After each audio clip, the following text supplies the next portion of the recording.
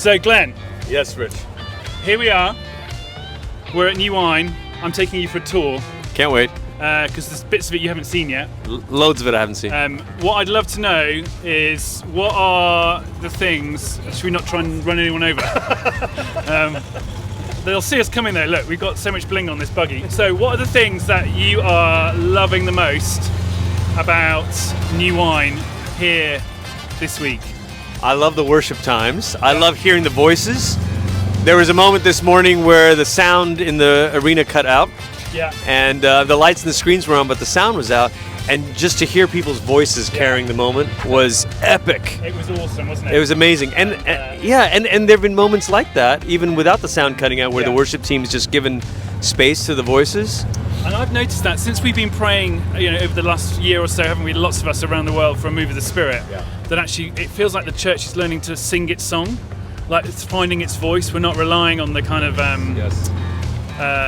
band to do it. Yeah. And it's so good. Once we get through, beep beep beep, coming through. Yeah. So the worship time's been amazing. Yes. Absolutely agree. People really singing, worshiping, engaging with God. What else? I'm impressed with people's resilience. This is a gritty crew, Yeah.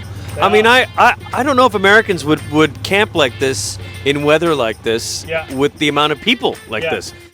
So you're right. It's real resilience, which says to me people really want to be here. Yes. Well, you said, like the singing, there's this returning of worship to the voices of the people, which I think is really powerful.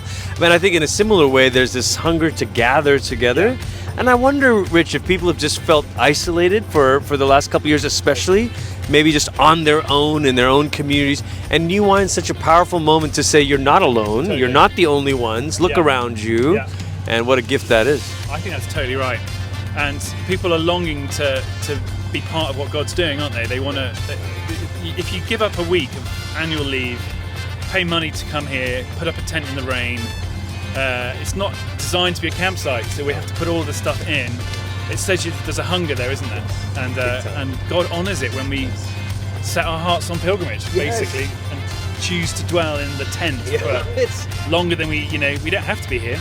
It's amazing. It truly is like the Old Testament pilgrimage, the Song of Ascents. We're going to the house of the Lord. Great sacrifice, great cost. But you're right. I think God is pleased by that. I think God is honored by that. So I'm inspired, honestly, Rich. Watching this, I think this is unlike anything I've seen. Right. So in front we've got the Big Blue tent, as we call it. We call it Big Blue, basically. We love Big Blue, and Big Blue this year is hosting Luminosity, which is our youth venue. Now, because it's full of teenagers, most of them have only just got up. So their main celebration is at 11 o'clock. Okay. Just as ours is finished, right? That's right. So parents leave their kids in bed, trust they're going to get up, head on down to Lumo, as it's known. Should we go and have a look? Let's do it. Great. We're going to go to Lumo. We're going to Lumo. Woo!